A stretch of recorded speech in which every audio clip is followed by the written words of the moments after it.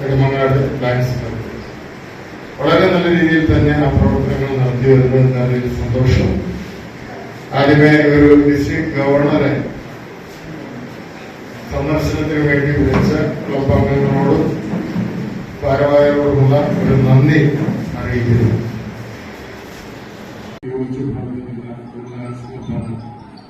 Nedumangad lions club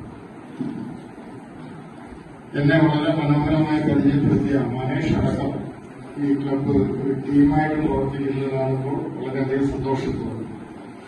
ആ റിപ്പോർട്ടിൽ നിന്ന് നമുക്ക് മനസ്സിലാക്കാൻ ക്ലബിന്റെ പ്രവർത്തനം വളരെ മനോഹരമായിട്ടുള്ള റിപ്പോർട്ട്. എത്രയോ പ്രോജക്റ്റുകൾ ഡിസ്ട്രിക്ട് പറയുന്നതിനപ്പുറം പ്രാദേശികമായി ആവശ്യമുള്ള സേവനങ്ങൾ ചെയ്യുന്ന ഒരു ക്ലബ്ബാണ് നെടുമങ്ങാട് ലയൺസ് ക്ലബ്ബ്.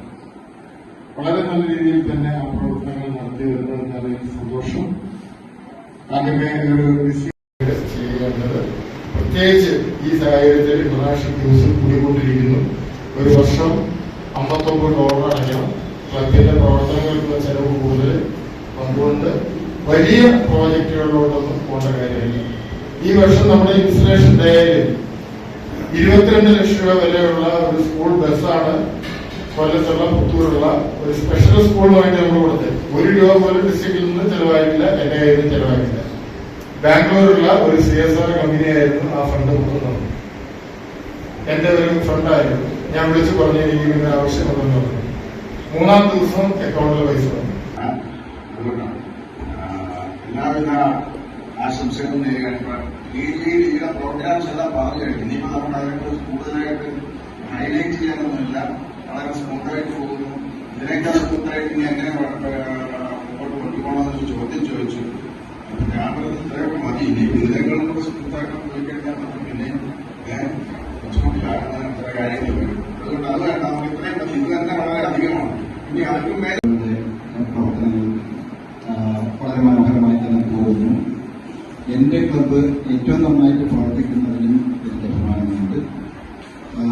ഇന്ന് മഴ വലിയൊരു പ്രതിസന്ധിയായിരുന്നതുകൊണ്ടാണ് നമ്മൾ കുറച്ച് വേണ്ടി സ്ഥലം കണ്ടില്ല. എങ്കിൽ പോലും ഇത്രയും പേര് വന്നത് തന്നെ വളരെ എനിക്ക് അതിശയമായിട്ട് തോന്നുന്നു. കാരണം അത്രത്തോളം ഭയങ്കര മഴയായിരുന്നു. നമുക്കില്ല നിങ്ങളുടെ ആരുടെ വരുമെന്ന് സംശയമാണ്. ഈ 6 ഏപ്രിലുള്ള ആൾക്കാരില്ല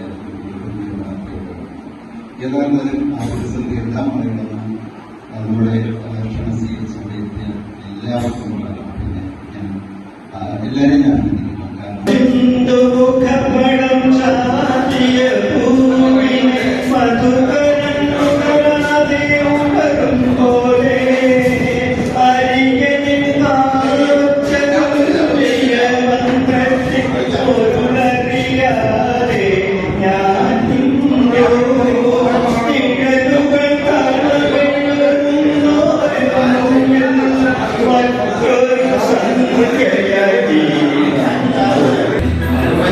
കൊണ്ടുവരൂ കൊണ്ടുപോകൂ ജനനയാ മാറ്റുവ